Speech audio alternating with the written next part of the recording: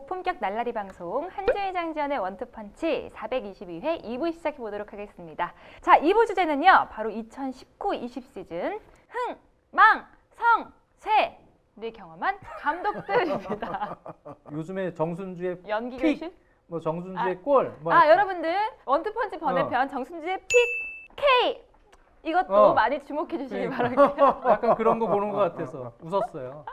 자, 그럼 다시 주제로 돌아가서 2019-20 시즌 흥망성쇠를 경험한 감독들이 주제예요. 먼저 흥한 감독들부터 좀 이야기를 해볼까요? 근데 먼저 말씀드리고 싶은 거는 저희가 이게 지금 목요일 저녁에 찍는 거예요. 그쵸. 그래서 유로파 리그 결승전, 챔피언스 리그 결승전에서 최종 우승팀이 어디가 됐는지를 저희가 몰라요. 맞습니다. 그래서 거기에 엮여 있는 감독들은 저희가 지금 말씀드리는 것보다 더 성공했을 수도 있다. 네. 그러니까 저희는 어쨌든 유로파 리그 결승, 챔피언스 리그 결승 이전에 녹화라는 거는 분명히 말씀드리고 싶고, 그 결승전의 향배와 관계없이 4대 감독을 성공한 감독으로는 꼽습니다. 한지 플릭, 네. 지안 피에로 가스페리니, 네. 율리안 나겔스만, 앤드 마르셀로 비엘사. 여기 뭐 다른 감독들도 성공했어요. 뭐 위르겐 클롭 감독이라든가 뭐 훌렌 로페테기 감독이라든가 잘한 감독으로 꼽을 수 있는 사람들은 뭐 더 많아요. 훨씬 더 많지만 제가 뭐 다른 방송에서도 이 플릭 감독이라든가 가스페리니 감독 칭찬은 제가 한 적이 있는데 여러 해 됐지만 리더십에 관련한 제가 강연 같은 것도 하는데 네. 저는 플릭 감독을 아주 모범적인 형태의 또 리더십 유형으로 제가 또 강연 주제로 이제 삼고 있어요. 그 왜 그러냐면은 플릭 감독은 아시다시피 독일 국가대표팀에서 오래도록 2인자 코치 역할을 했었어요. 네. 그런데 자기가 이제 1인자가 될 때를 준비하고 대비하면서 이제 어떻게 살아야 되느냐라는 것을 우리가 돌아볼 때 플릭 감독은 제가 봤을 때는 정말 모범적인 삶을 살았다라고 볼 수 있을 것 같아요. 그러니까 플릭 감독이 원래 더 예전에 더 젊었을 때 사실 감독을 좀 했었어요. 감독을 좀 하다가 궁극적으로 성공하지 못했거든요. 그러면서 그 다음부터는 코치 생활을 그냥 길게 한 거예요. 근데 우리가 보통 바람직한 2인자와 바람직하지 않은 2인자를 나눌 때 어떤 유형들이 있냐면, 바람직하지 않은 2인자의 경우에는 2인자 생활을 하면서 어떤 자신의 부족한 부분을 더 발전시키고 개발하고 맞아. 뭔가 연마하고 내가 나중에 1인자가 됐을 때 정말 진정한 훌륭한 1인자가 되기 위해서 내가 공부를 지금 열심히 하고 그런 거에 신경 쓰기보다 오히려 어떻게 하면 내가 지금 빠른 순간에 다시 1인자에 등극해서 아주 더 유명해지고 돈도 많이 벌고 뭐 이제 그런 거에 열중하는 2인자들도 사회에는 많죠. 그런데 한지 플릭은 그것과는 180도 반대였다는 거죠. 한지 플릭 감독은 정말 독일 국가대표 코치 생활을 오래 하는 동안 정말로 좋은 것들을 많이 자기가 습득하고 더욱 발전시키고 그리고 그것이 사실은 독일 국가대표팀의 궁극의 성공에도 엄청난 밑거름이 됐었거든요. 그러니까 레브 감독이 물론 더 간판이고 얼굴이긴 했지만 이 플릭 코치의 여러 가지 그런 역량과 연구 같은 부분이 독일 국가대표를 이만큼 올려놓는 데 있어서 엄청난 몫을 했다는 것이 지금은 또 이제 재조명이 되지 않습니까? 네. 그런 과정을 거쳐서 바이에른 뮌헨에도 처음부터 감독으로 온 게 아니잖아요. 코치에서 결국 감독 대행에서 이제는 세계적인 감독으로 뭐 시즌 거의 최고의 감독 중에 한 명으로 거듭나게 됐는데, 이런 과정이 다 그 2인자 생활을 굉장히 긍정적으로 보낸 데 있다. 네. 그래서 이거는 훌륭한 리더십 가운데 하나로서 우리가 좀 생각을 해봐야 될 부분이고, 가스페리니 감독 같은 경우는 나이가 사실 좀 적지 않습니다. 플릭 감독도 나이가 적지는 않아요. 플릭 감독이 65년생인데 가스페리니 감독은 58년생이거든요. 네. 이 가스페리니 감독 같은 경우에는 저는 이렇게 봐요. 한 우물을 정말 열심히 파서 한 길을 가면 이렇게 또 크게 성공한다. 또 빛을 볼 수가 있다. 그러니까 가스페리니 감독 같은 경우에는 2000년대 중후반에 제노아에서 사실은 작은 센세이션을 일으켰던 적이 있습니다. 그때부터 어떻게 보면 좀 명성이 올라갔다고 볼 수가 있는데, 그리고 나서 빅클럽이라고 할 수 있는 인터 밀란의 감독이 됐는데 거기서는 짧은 기간만 그냥 하고 거기서는 그냥 떨려났어요. 그래서 이 가스페리니 감독의 전술이 그냥 이걸로 끝인가? 라는 생각을 했던 적도 있었거든요. 그런데 아탈란타라는 좋은 팀을 이만큼 성장시켜서 자신이 하고 싶은 축구를 적지 않은 연령에도 불구하고 마음껏 펼쳐 보인 결과 올 시즌 비록 파리 생제르맹에게 막판 역전패를 당하긴 했지만은 정말 세계적으로 박수를 많이 받은 클럽이 아탈란타거든요. 게다가 이 아탈란타는 선수단의 연봉 규모가 정말 작은 팀이에요. 그러니까 예를 들어 유벤투스와 아탈란타 붙잖아요. 그러면은 아탈란타 팀 전체 연봉이 호날두 한 명한테 안 돼요. 그렇죠. 라는 수준의 정말로 작은 규모의 팀인데 기록적인 골 세례를 퍼부으면서 아주 멋있는 경기, 정말 세계적인 닭공팀으로서 아탈란타를 완전히 전 세계 축구 팬들에게 각인을 시켰거든요. 그래서 그런데 그 전술이 따지고 보면 10여 년 전에 제노아에서 하던 전술하고 사실은 거의 똑같은 거예요. 그래서 한 우물을 열심히 파서 작은 팀을 이렇게 성공을 시키고 성장을 시키고 하는 데 있어서 이 가스페리니 감독이 보여준 역량은 우리가 또 한번 교훈을 받아야 되지 않을까. 네. 그리고 여기서 이제 나겔스만 감독과 제가 비엘사 감독까지 얘기를 했는데 거기까지 다 하면은 너무 네. 길 것 같으니까 그러면은 네, 잠시 마이크를 넘기도록 일단 할게요. 넘기겠습니다. 지금까지는 한시 네, 플릭 감독과 가스페리니 감독을 얘기했고 나겔스만과 비엘사는 좀 이따가 들어보도록 하고 장현님께 넘어가 보도록 하겠습니다. 저도 일단은 기본적으로 그러면 흥했다는 기준을 어떤 기준으로 잡아야 될까에 대한 생각을 했고요. 네. 아주 화려한 스쿼드를 구축을 한 워낙 선수들이 좋은 팀. 이런 팀보다는 이 선수들로 이렇게 성과를 내는가? 라는 쪽에 좀 집중을 했어요. 저비용 네. 고효율인 거잖아요. 네. 그렇게 따지면 그런 얘기는 결국은 전략을 감독의- 잘했다. 그렇죠. 리더십도 물론 필요하고 전술적 철학 그런 부분들이 선수들에게 잘 발현이 돼서 팀으로서의 완성도를 갖췄을 때 가능한 부분이거든요. 그런 팀들을 꼽다 보니까 저도 네 팀. 아, 일단 셰필드 유나이티드 크리스 와일더 감독이요. 셰필드 유나이티드의 선수 구성 자체는 이 팀이 이렇게 승격 팀으로서 돌풍을 일으키는 정도의 수준의 경기력과 순위를 내기는 힘든 구조였는데 네. 이것도 전술의 승리고 또 하나 한의원님이 말씀해 주셨던 가스페리니 감독 아탈란타도 마찬가지입니다. 파리에게 막판에 역전패를 당했지만 제가 보면 경기력에서 이겼고 충분히 이 팀으로서 선수들이 보여줬던 역량은 4강까지 올라갈 갈 수 수 있었는데. 있는 저력을 보여줬기 때문에 이거는 진짜 대단한 팀을 만들어냈다. 가스페리니는 그렇게 저는 봤고요. 꼭 한마디 제가 더 하고 싶어서 여기서 잠깐 끼어들면 요십 일리치치 선수가 그날 없었고요. 알레한드로 파프 고메스 선수가 그날 또 부상으로 중간에 나갔어요. 그러니까 일리치치가 없는데 고메스까지 나가니까 그때부터 사실은 아탈란타가 좀 꼬이기 쉽지 시작을 않죠. 했는데 거기 이제 음바페까지 교체 투입이 되니까 거기서 이제 터진 건데 맞아요. 사실 아탈란타에게는 정말 통안의 맞아. 경기죠. 아탈란타가 진짜 거의 다 이긴 경기. 음바페가 교체 들어오면서 어떻게 분위기가 바뀌었어. 그렇게 됐지만 제가 보면 정말 선수들이 한 몸으로 감독의 전술을 그대로 실행하기 위해서 최선을 다해서 이거는 충분히 4강 이상까지 갈 수 있었던 힘이 있었다. 생각이 들고요. 또 한 팀은 또 역시 나겔스만 감독, 라이프치히입니다. 챔피언스리그 일단 4강 진출을 했다는 것만으로도 멤버가 라이프치히가 라이프치히 괜찮잖아 이렇게 얘기할 수도 있지만 베르너도 없고 사실 전술의 힘으로 이 챔피언스리그 4강까지 갈 수 있었던 최초로 4강까지 그런 팀이라고 보여져요. 이 팀도. 그리고 역시 바이른 뮌헨의 한지 플릭 감독도 뽑았어요. 근데 이거는 바이른 뮌헨이 워낙 화려한 스쿼드지만 아니 니코 코바치 감독 시절하고 어떻게 팀을 이렇게 많이 바꿔놓을 수 있을까? 확 바꿔놓을 수 있을까? 특히 토마스 뮬러 같은 선수, 이 뮬러 선수를 적극적으로 활용을 해서 기존에 가지고 있는 스쿼드를 어떤 것이 최적의 조합인지를 잘 찾아낼 수 있었던 힘. 물론 바이에른 뮌헨에 대해서 워낙 잘 알고 있지만 외부 감독도 바이에른 뮌헨의 펩 감독이나 다른 감독들의 바이에른 뮌헨 스타일들을 이렇게 좀 차용해서 대표팀에 좀 이식을 했던 적도 있고 네. 그러다 보니까 아마 이 한지 플릭 코치가 당시에는 많은 스타일들을 보고 또 바이에른 뮌헨의 스타일에 대해서도 항상 관심을 가지고 있었던 분이기 때문에 급하게 사실은 들어왔거든요. 바이에른 뮌헨에.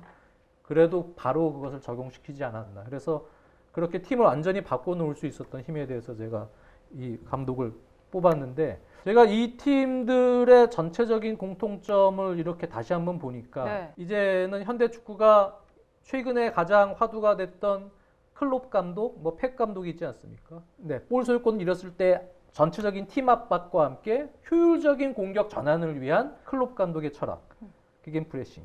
물론 펩 감독은 압박도 있고 여러 가지 유형의 철학을 가지고 있지만 가장 중요시하고 있는 건 빌드업이거든요.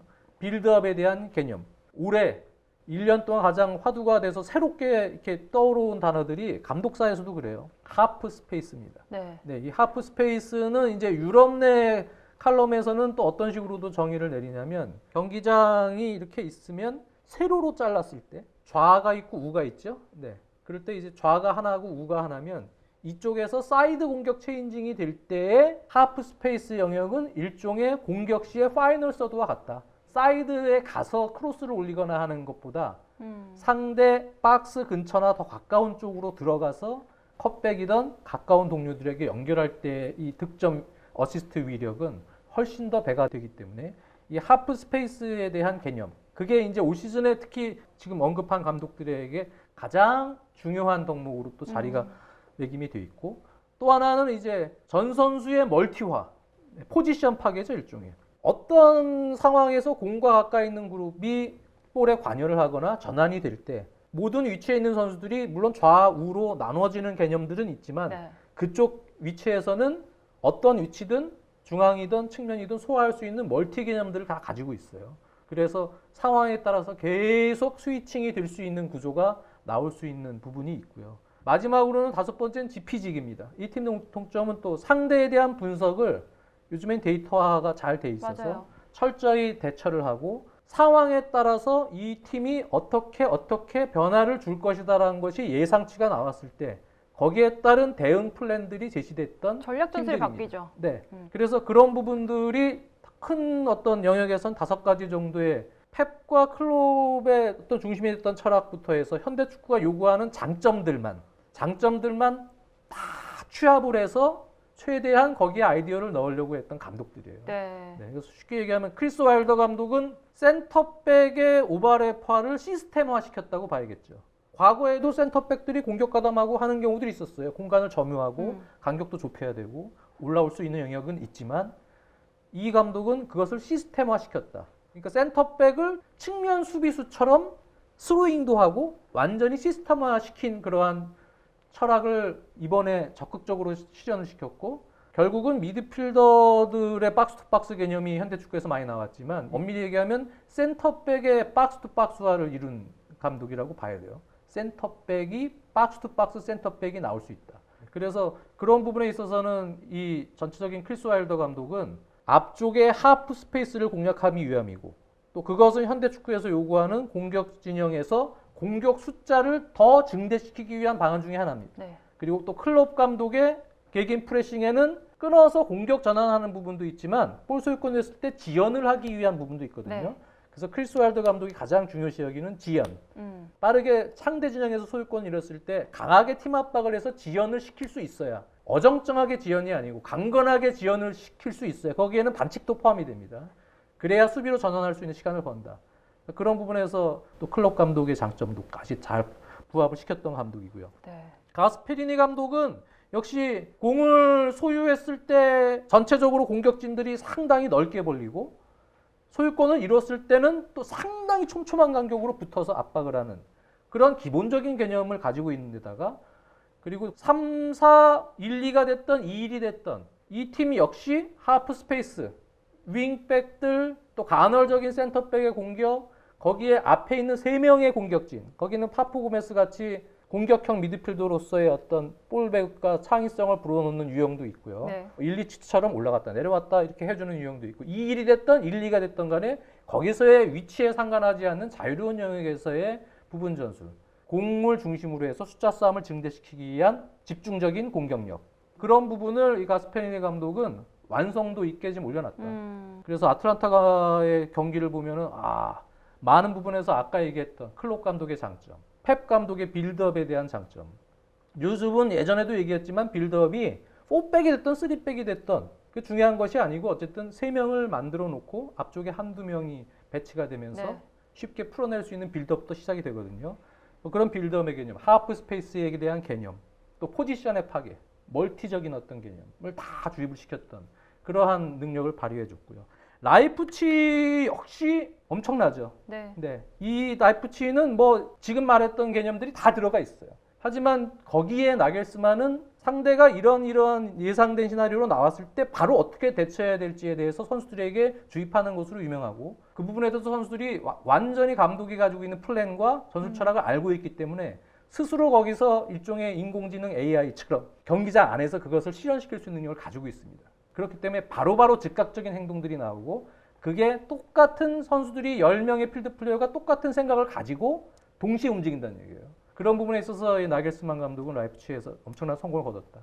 밀란의 피올리 감독도 막판에 지금 후반기에는 상당히 좋은 성과를 냈는데, 이런 감독들은 전 시즌에 걸쳐서는 사실은 평가하기가 아직은 좀 힘들고 그렇죠. 지금 말한 4명의 감독은 그래도 흥한 감독으로 언급을 해야 되지 않나 생각을 합니다.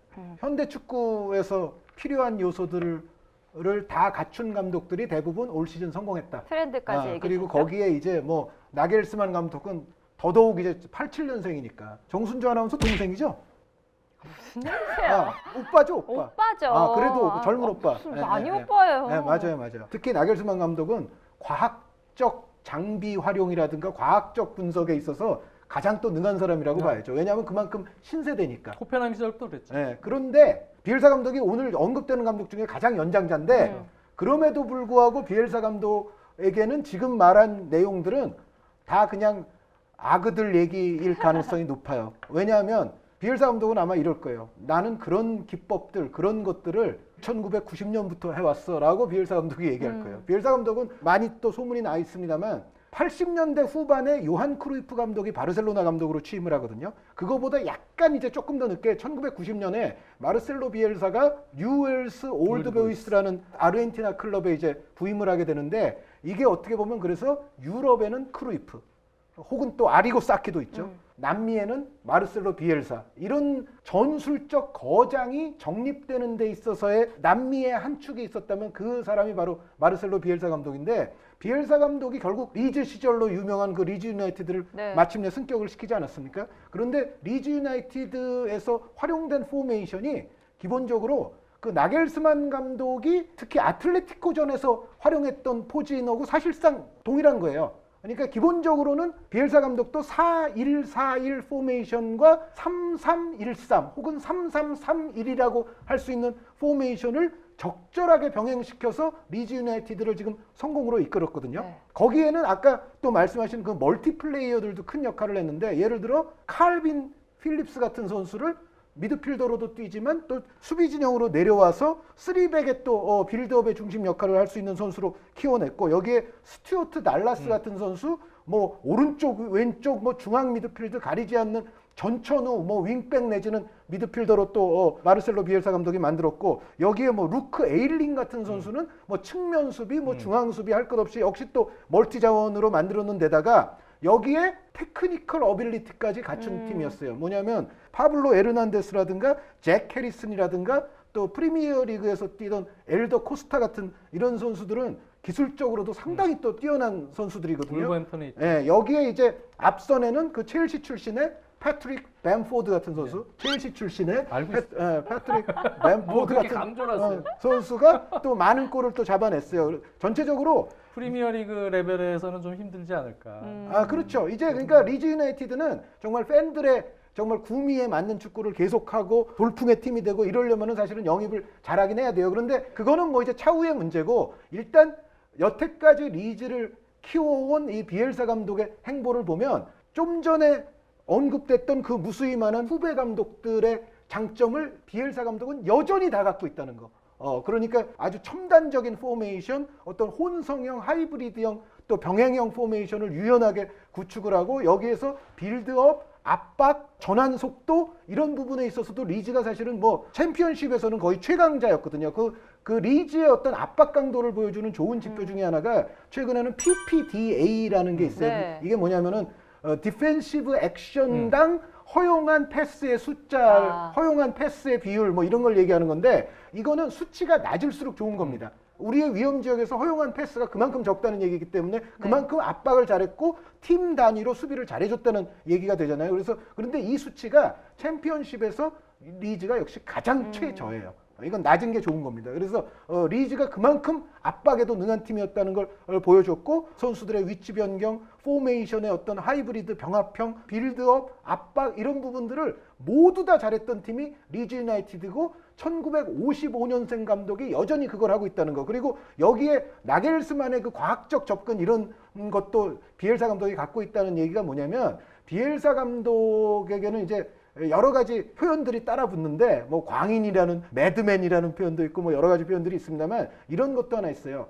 비엘사 감독의 서재는 전 세계에서 가장 축구적으로 훌륭한 서재일 거다. 뭐 이런 평가도 있어요. 그게 왜 그러냐면 비엘사 감독이 예전부터 90년대부터 비디오 분석이라든가 통계학적 접근을 다른 사람들보다 훨씬 앞서서 굉장히 많이 활용해 왔던 감독이에요. 그리고 비엘사 감독은 또 유명한 게 뭐냐면 전술 강연 같은 거 이제 후학들을 가르치고 이럴 때 정말 몇 시간이고 끊임없이 칠판을 계속 빼곡하게 썼다가 지웠다가 하면서 하루 종일 얘기할 수 있는 사람이 비엘사 감독이에요. 감독계의 한준이네요. 아니 가당치 않은 비유는 절대 하지 마시고요. 비엘사 감독에 대한 건 모독이고 나겔스만 감독의 스타일까지도 비엘사 감독은 갖고 있었던 감독이다. 그러니까 어떻게 보면은 그런 것 같아요. 어떤 분야든지 사람은 영리해야 되고 공부해야 되고 열려 있어야 되고 계속 흐름을 파악해야 되고 이런 것 같아요. 그렇죠. 축구라는 건 어차피 좀 유치하게 얘기하면 하나의 공간 안에서 싸우는 공놀이예요. 똑같은 인원이. 거기서 얼만큼 아이디어 효율성을 창출할 수 있느냐의 싸움이죠. 그 경우의 수가 엄청나게 네. 많으니까요. 그러다 보니까 이제 여러 가지 형태로 좋은 아이디어를 가지고 그것을 이제 어떻게 실행에 옮기고 어떤 방법론을 가지고 옮길 수 있겠느냐. 그러한 문제들로 이제 발전이 되는데 비엘사 감독은 그런 부분에 있어서 가장 많이 공부하고 연구하고 또 그것을 고집 있게 밀고 들어가는 감독입니다. 누구의 말도 듣지 않아요. 그렇기 때문에 이제 뭐 진짜 광인이다 뭐 이런 이제 표현도 쓰는데 대표팀 감독 물망만 오르면 저희가 원투펀치 초창기부터 비엘사 감독을 외쳤던 이유 중에 하나가 그 감독이 와서 설사 대표팀 우리나라 대표팀에서 실패를 한다고 해도 그 감독이 와서 한국 축구 많은 지도자들에게 울림을 줄 수 있는, 줄 수 있는 변화를 그런 줄 수 있는 게 영향력은 있죠. 엄청나다고 봤기 때문에 이 감독이 와서 비엘사 감독의 강의는 워낙 유명합니다. 우리나라 지도자들이 한번 제대로 몇 번의 기회를 가지고 들었다. 그런 게 얼마나 큰 자산입니까? 그럼요. 근데 그럼요. 어떻게 보면은 깜짝 놀랄 만한 경험이 될 수도 있고요. 어떤 분들에게. 물론 지금 말했던 제가 지금 올 시즌 흥했던 감독들이 사실 스타 플레이 출신들이 별로 없죠. 없죠. 없어요. 네. 네. 네. 없어요. 다 우리나라에도 많은 지도자들 무명 선수 출신이지만 지도자로서의 능력을 가지고 많은 공부를 하고 연구를 하는 분들도 있단 말이에요. 이런 분들에게도 아주 큰 울림을 받고 이런 분들이 사실은 많이 나와야 된다고 저는 생각을 하기 때문에 네. 이제 그랬죠. 저는 리즈 유나이티드 경기 올 시즌에 많이 못 봤어요. 그래서 넣지는 못했지만 어쨌든 비엘사 감독은 네. 프리미어리그에 이제 와서 사실 제일 기대되고 있는 감독 중에 한 명이죠. 다만 이제 비엘사 감독이 국가대표 빼고 사실 리즈에서 지금 딱 100경기를 했거든요. 오랫동안 못해요. 그런데 리즈보다 경기 수 많이 했던 클럽이 딱 한 군데밖에 없어요. 그것도 한 112경기 했나 그래요. 그 외에는 다 100경기 이하로 그냥 나오는 것이 비엘사 감독에게 계속 교육을 받으면 다들 이제 나중에는 그게 엄청난 자양분이 되고 내가 그걸로 인해서 많이 성장했다고 얘기는 하지만 나중에는 결국 이게 갈등이 좀 생겨요. 피곤해지고 더 이상 이제 따라하기가 좀 힘들다. 그리고 계속 이제 요구가 심하고 또 한 길을 가는 성격 때문에 구단 수뇌부하고는 이게 또 좋지 않게 끝나는 경우가 또 많거든요. 그래서 그런 부분은 분명히 있긴 하지만 축구에 대한 어떤 학술적인 접근, 축구에 대한 어떤 정말 열정적인 접근 이런 걸 이야기할 때는 전 세계 축구를 이야기할 때 마르셀로 비엘사를 빼놓고는 얘기가 안 됩니다. 네, 네. 알겠습니다. 이렇게 흥한 감독에 대해서 이야기를 해봤으면 이제 조금 아쉽다라는 감독 딱 한 명씩만 얘기를 해볼까요? 그냥 뭐 너무 많이 얘기하면은 좀 마음이 아프니까. 님이 저기 발베르데 세티엔 감독 얘기해 주시면 좋을 것 같습니다. 아니 그런데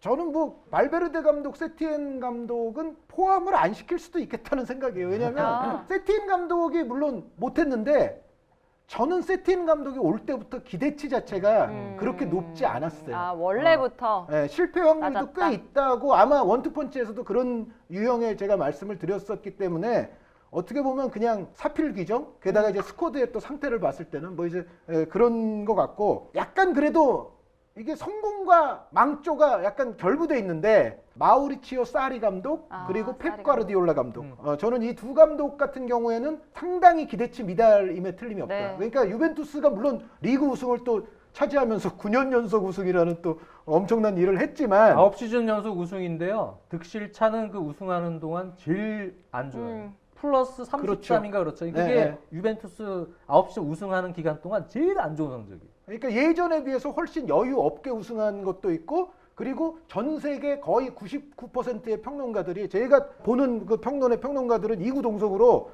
유벤투스가 이탈리아 최고의 팀이냐? 천만의 만만의 말씀. 아탈란타가 최고의 팀이다라고 말한 평론가들이 거의 다였고요. 그러니까 우승팀이 그만큼 찬사를 못 받았어요. 게다가 챔피언스리그에서도 어이없게 실패했습니다. 결국은 이제 사리 감독은 이제 팀을 떠나게 됐잖아요. 그래서 이 정도면은 제대로 망함에 가까운 시즌이라고 여겨지고요. 그리고 과르디올라 감독 같은 경우에는 리버풀과 차이가 이만큼 나기는 했지만 그래도 뭐 여전히 뭐 리그에서 다른 팀들에 비하면은 안정적으로 2위를 차지했고 챔피언스리그도 비교적 뭐 아주 낮은 데서 떨어진 건 아니죠. 그런데 그럼에도 불구하고 과르디올라 감독도 상당히 올 시즌은 타격을 받은 시즌임에 틀림이 없다. 프리미어리그도 큰 차이로 애시당초부터 놓쳤을 뿐만 아니라 챔피언스리그에서는 정말 더 나은 성적이 나왔어야 되는데 챔피언스리그 중대한 고빗길에서 역시 또 실착이 나왔어요. 제가 과르디올라 감독이 챔피언스리그 같은 이런 중요한 단판 승부 이런 데서 꼭 저 두 수합, 세 수합을 보려고 하다가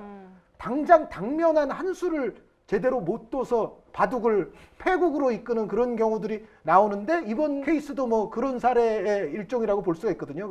그리고 지금까지 맨체스터 시티가 또 과르디올라 감독 부임 이후에 데려왔던 선수들 뭐 이런 거를 생각을 하면 이 정도의 지금 성적 또다시 실패한 챔피언스리그 이거는 사실 과르디올라 감독에게는 상당한 오점으로 남을 만한 시즌이라는 생각이죠. 물론 그럼에도 불구하고 여전히 펩 과르디올라에 대한 성과, 펩 과르디올라의 몸값 이런 거는 아직까지도 충분히 높은 값어치가 있는 것으로 돼 있기는 하죠. 그러니까 사리 감독과는 조금 상황이 다르죠. 다른데 과르디올라 감독은 그래도 뭐 기본선이 있으니까. 그런데 그럼에도 과르디올라 감독에게 올 시즌은 정말 기억하기 싫은 또 하나의 실패 시즌으로 남을 것 같아요. 네.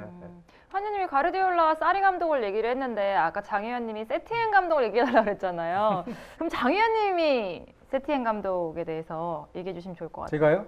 세티엔 감독도 그렇고 마우리치오 사리 감독도 그렇고 빌드업 점유율 신봉자들이에요. 네. 근데 이제 현대 축구는 사실은 점유율을 위한 빌드업의 시대는 이미 지나갔다고 좀 보여져요.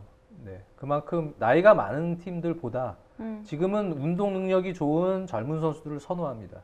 그만큼 아까도 얘기했지만 뭐 멀티 포지션, 압박 모든 개념이 운동 능력과 체력이 요구가 되는 이제 축구로 발전이 되고 있기 때문에 간격 유지 뭐 다 마찬가지입니다. 그 때문에 이제는 그러한 볼을 점유를 많이 하고 패스를 많이 하는 자신들의 축구를 하기 위한 팀들의 시대는 이제는 서서히 지나가고 있다.